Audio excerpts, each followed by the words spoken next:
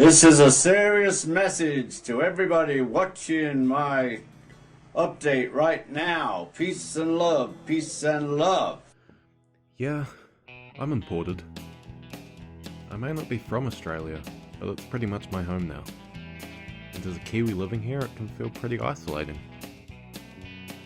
One thing I do find inspiring though, are the people who move here from elsewhere in the world and really turn it into their own.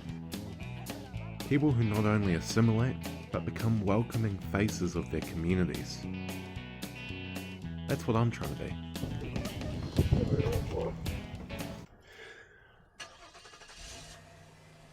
So you got him? Yep, did what you said. Blonde hair, Blue eyes? edgy memes. So, this is the guy who killed Epstein, right? Yeah, and X. This is a man who shot X. Oh, This is why we need a border between New Zealand and Australia. exactly. Plays Donald Trump. I reckon we just build a giant wall of boats. We just start stacking them up on top of each other. I agree. It's a dirty job, but someone's got to do it. Somebody, and that somebody's me. Well, I mean, it's mostly me. Oh, okay, well. I got him. Yeah, but, I mean... Okay, alright. Thanks. Let you have that one.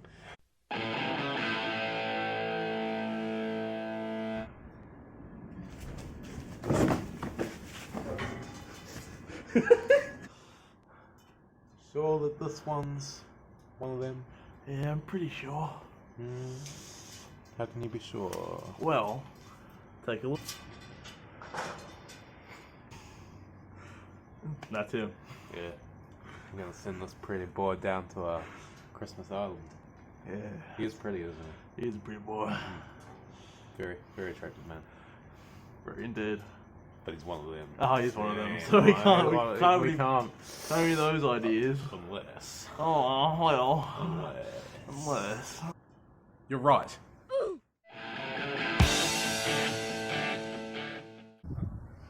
It's not that bad. At least I get to do my own farming. So my name is Terry Roque, and I am the founder of Have Hope Community, which has a YouTube channel, an Instagram channel. I also host a Have Hope and Laughs radio show every Monday from 2 to 4. And we've recently launched a Phone a Friend Foundation, which is a suicide prevention helpline, and also to create friendships, to be your friend in need when you're in need. So that's what I do. I'm all about the love and the people. Very respectable. So what you It's are? a far cry from what I used to do before, but yes. No, it's great. We need more people in the community like you whose goal is to just, bring happiness into I mean, look, I have your business card here. Oh, you do? Look at that. Look at that smile. I can't, Yes, have hope, have laughs. Well, funnily enough, I used to shorten my name. I can't smile like that. I can smile like that all the time. My teeth aren't. That's my aren't pretty enough. go-to. Well, my dentist disagrees though. He thinks I've got terrible teeth. But hey, that's see that. relative. That's relative. So, yes, what was I saying? Now I've lost my train of thought. I was laughing. Oh, I've been through some really tough times in my life, especially in the last few years when I separated from my ex-husband. I got diagnosed with multiple sclerosis. I lost my job. And what really helped me was remembering to, no matter what goes on in your life, no matter what you're going through, to always hold on to hope, because there's always tomorrow. No one knows what tomorrow has to bring. So as far as I'm concerned, why not hope for it to be a better day? And then laughter has helped me cope with so many stresses, irritations, disappointments. I would rather laugh about something than cry, because I don't know, at least laughing gets my stomach muscles going. I might get a 2-pack. Exactly. Exactly, yeah. I mean, there's nothing wrong with crying, but cry if you need to cry, but get to a point where you can laugh about whatever disappointments or trials you've gone through. When you can laugh about it, then you know that you're over it. But go through the motions, anger, resentment, sadness. You need to go through that. That's a normal part of life. It's part of the process. But when you can get to a point where you can laugh about it, hey, I feel like that's a good sign that you're over it or that you've healed. Man, I don't even need these. Just answered like my first question. First like 3 questions. Okay. Obviously, you have been through a lot. Yeah. And your life has just been like a bit of a bumpy road, but you always remain positive, and that's one of the things I really admire about you, and your channel seems to aim to get that out into the world. Yeah, definitely. Positivity is key. And what I've also found is that positivity is infectious. So even if I walk into a room with groaners and moaners, I maintain my smile, my laugh, and it doesn't take long for that to rub off on other people. So why not be the sort of person who goes around and spreads joy and laughter and happiness? We all have things that we can be sad about. We all have things that we can moan and groan about. But how is that helpful? Why not we focus on the positive things, even if it's just little things? Did you wake up today? That's something to celebrate, because there's other people we know. I have friends that aren't here anymore, or family members who aren't here anymore. But people are like, oh, if I don't have a lot of money in my bank account, or if I don't drive the fanciest car, I can't be happy. Can you walk? Can you talk? Can you are you still alive? There's so much for us to be grateful for. I mean, there's people who are currently struggling with these fires, and here you are, I am. We haven't been directly impacted by that. Isn't that something to celebrate? Definitely. So there's always things you can find to be happy about. So are those negative people the people you think you're talking to, the people you make content for? Are they the negative ones, or do you try and speak to those who have already embraced the lighter side of life? I think if I worried about trying to direct my content at a specific audience, I might to a certain extent lose who I am. What I do is I just go and I talk about what's real for me, what I've experienced, what my 2 cents is. I can only be an expert on my own life. If someone taps into the channel and finds something useful and they take that on board, then great. But I don't think when I'm sitting and trying to figure out what content to release next, I don't think I sit there and I'm like, okay, so this is specifically for super negative people, or this is specifically for people who've already embraced, living a positive life of affirmation and possibilities. I think I just go and I do me, and the rest sort of works itself out. Right. Tell me about, you were born and raised in Zimbabwe? Yes, I'm a true blue Zimbo. Australian Zimbo? now. Is that Dual a term? citizen. Well, it is a term in my country.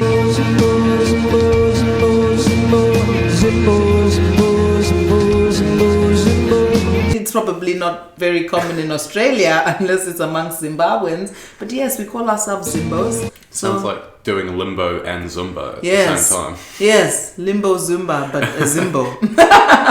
What are some cultural elements that you've brought from your life there integrated into your Australian life? Okay, so what I love about having grown up in Zimbabwe is I feel like it takes a village.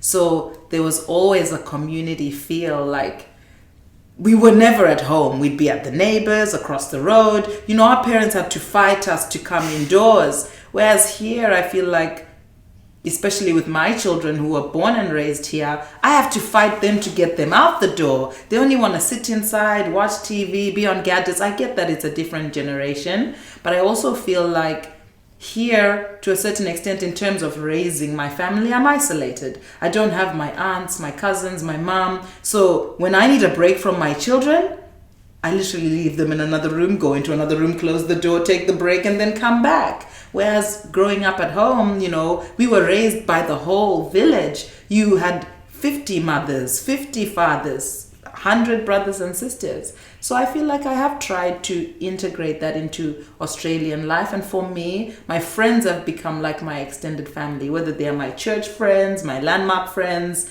Those are my kids' extended family. So yeah. Going back to that point on isolation, I think that is something we should be worried about, especially in today's youth. I think we're feeling more isolated and it's leading to more mental health problems. Yes. Do you think that technology is is something that isolates us, or do you think it connects us broader? I think the thing with technology is it's always going to be a double-edged sword, and it's going to depend on how people use it.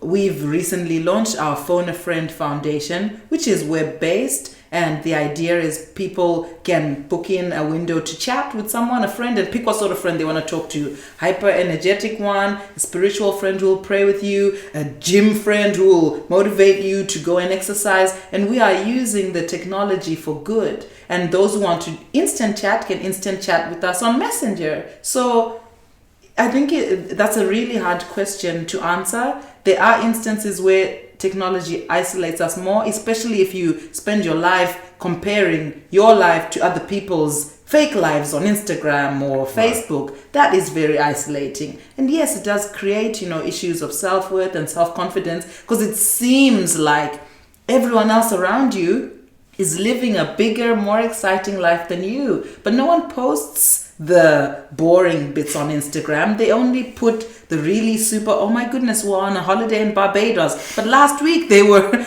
walking in Coles right next to you. So I think it depends on how it's used. We can't fight the fact that technology is here and it's a big part of people's lives. So why not try to use it to connect people? That's good. I 100% agree with you. I know people and myself have gone through those issues of seeing people flaunting their best selves, I suppose. With filters. Yeah. And it's something that can seriously take a toll on one's mental health. It can. What's up, commies? It's Cool People Talk for community listeners. I've decided I'm going to use my technological medium responsibly, and I'm going to Destroy the common misconception that Australians and New Zealanders talk the same. I've crafted a small video to highlight the differences in Australia culture and language to a more refined New Zealand approach.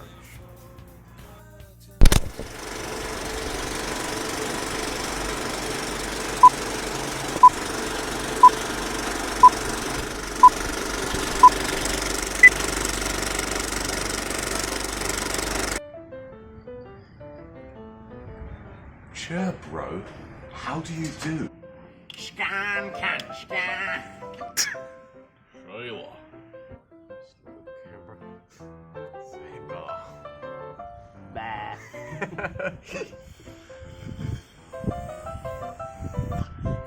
Fun on the body. Time for a ball up, G.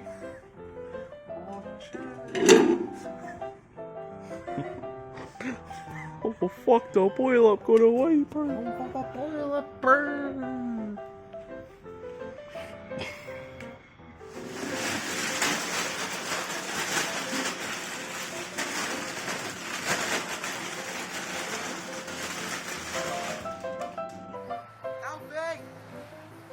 Alfred James! Come here, you little shit! Crikey, baby stealing, stubby drinking, Matilda Watson, boat stopping, land stealing, roo jumping, fucking Christ! The dingo stole my baby! Alfred! If you had to summarize your message, just across all mediums, just you, what is the message that you personify and you want to get out into the community? I believe there's great power in sharing stories, experiences, because it's only when we share our stories and our experiences that we realize just how alike we all are and how we're all going through the same things but in different ways. So like we just touched on, social media can be isolating. But when you share your experiences or your frustrations with, every time I go on Instagram, this and this person I follow is all over the world. Why aren't I doing that? You'll find that there are hundreds and millions of other people going through the same thing. And I guess it's almost comforting.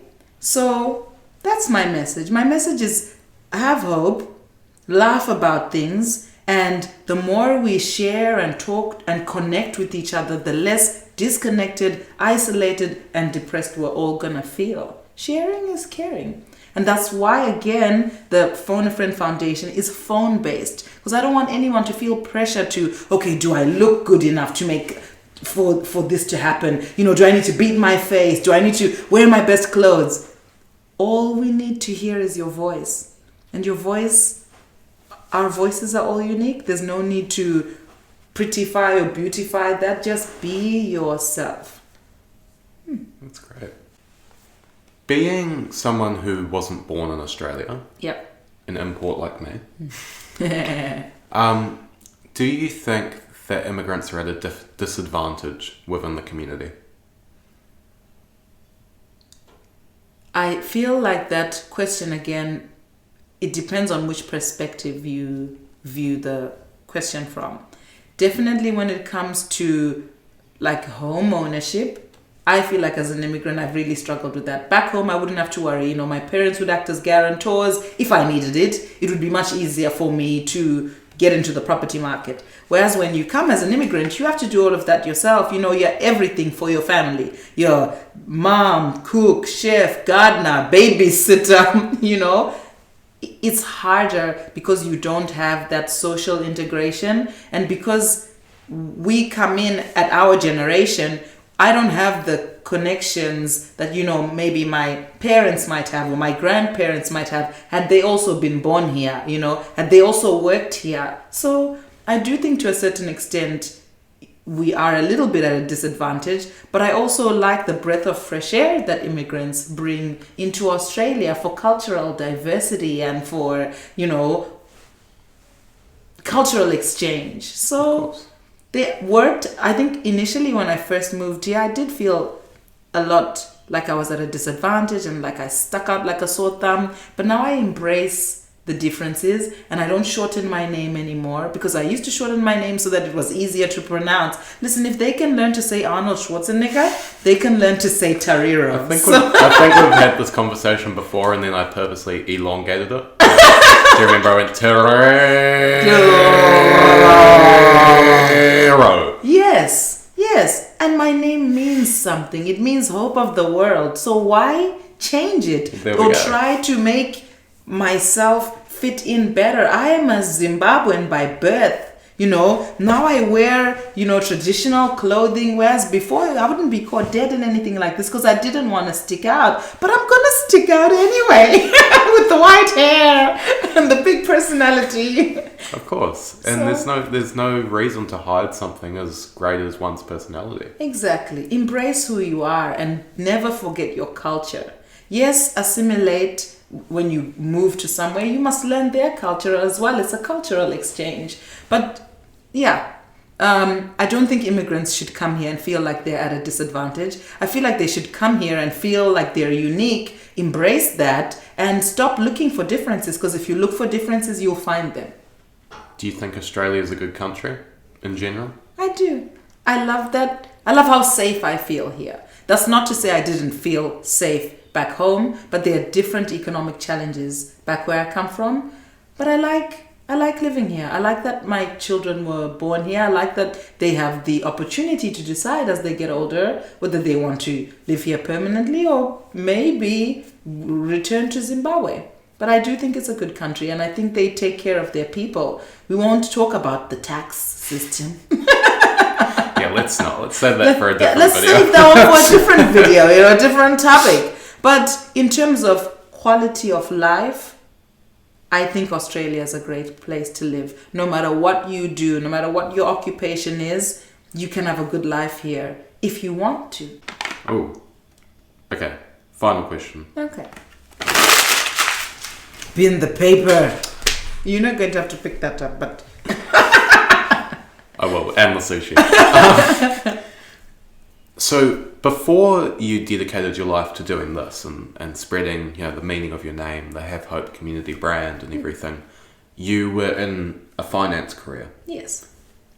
And obviously that's one of those jobs that takes up a lot of your time and your effort. Do you think that nowadays in today's society, people are spending too much time at work and not focused on the other parts of their life? I think I'll answer your question in a different way. So I feel like a lot of people do the careers that they think are going to tick some sort of box that they made it, be whatever it is, whether it's engineer, doctor, accountant. There's a few, the main ones. And a lot of us chase that to make our parents happy or, to prove that we are smart, but we're not passionate about it. So if you're not passionate about it and you are there Monday to Friday, Saturday to Sunday, you're definitely spending way too much time at work. You could be doing more interesting things for yourself and in your life. If it's something that you're passionate about and you've always wanted to be a doctor and save lives and that's your thing, then put as much time as you feel you need to chase your passions, because you only have one life. So make the most of it. So I think it depends on what you're doing. But yes, a lot of us who are just doing it to tick a box that, So when I came to Australia, I wanted to study psychology. But in my dad's words, he said, these were his words, I didn't say it. And it's a cultural stigma as well, because they don't appreciate mental health in Zimbabwe. He said to me, there's no money in crazy people. So I thought to myself, okay, I look up to him. This is my dad. I'm trying to get career advice here. He says, psychology, don't do it. If you want to be successful and you want to live the way you've lived your whole life, be an accountant. So I decided to be an accountant. It was not something that I was passionate about. I'm very good at it, but that doesn't mean I'm passionate about it. And yes, I spent a lot of time at work, 40, 50, 60 hours a week sometimes, depending on what we were working on. So yeah, to a certain extent, I probably was spending way too much time at work and not doing the things that I'm actually passionate about, which is connecting with people, sharing stories, making people laugh, trying to contribute to people's happiness. And that's probably why I wanted to do psychology, was because I wanted to help people. So, done the accounting thing, proven I'm smart. Now I want to do something else that actually makes me happy, gives me fulfillment. That makes me happy too. Yeah. Because that's the reason I started this channel. I don't know if I am smart enough to be a psychologist, but I just like talking to people, and I like talking to people who are passionate about what they do. That's the point of this series, to talk to people about what they're passionate about and help others see that they can live outside of a career while also pursuing the things in life that actually make life a life and not just a 9 to 5. Yes. Life is a life. It's not just 9 to 5. And if you think about it, when you do get to the end of your life, do you want to have regrets?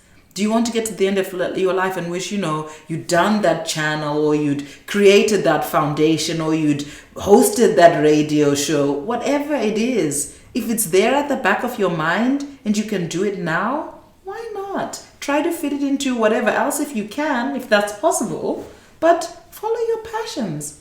You could get hit by a bus tomorrow. Touch wood, you won't. Well, there's no wood, but anyway. Oh yeah. That's wood. Touch wood. But do you get what I'm saying? Yeah, definitely. All we have is now. But a lot of people, and even me at a stage, I was living my life like, okay, when I get to this stage of my career, or when I make this much money, then I'll do this, or whatever it is I'm passionate about. But how many of us know that there's a lot of people who we thought would still be with us here today, and they're not here? What does that tell you? That life is finite and tomorrow is promised to no one. So make the most of what you have, which is today. So what can you do today? The most we can hope is that bus driver is passionate about driving buses. Yeah. Exactly. And swerves to dodge you. Yes, definitely. Cool. Well, thank you for taking the time to talk to me. My pleasure. I really appreciate it. I'll hold up the business card again and make sure to plug all the channels and Have Hope Community. And if you're looking for me on Instagram, my Instagram handle is Hurricane Tari, because that's what I figured. I do follow you. Beach on a Thursday. I'm a bit of a hurricane. Yes, I go to the beach. Any day is a good beach day if the weather allows. I might add a poll to see if it's crazy to go to the beach on a Thursday. Yeah. I'm pretty sure majority will vote yes, but I like to be different. I consider myself a human unicorn, living my best life. I think I've learned a lot and the participation of this video. I think I've really learnt a lot, don't you? I agree. Despite our differences, I think we can all come over the world and share a beer. Nice VB. 5 beer. I'll have a beer. Would you like to share a VB with me the Australian way? I would love to. Got tilted down. Sorry, I got tasty. Would you like to pour my I would love vibe beer? I would love to. That's enough. That's good there. Thank you. Smells like home. Smells Oh like. fuck! There's holes in my shoes. 9/3 of my eye. Oh. Cheers.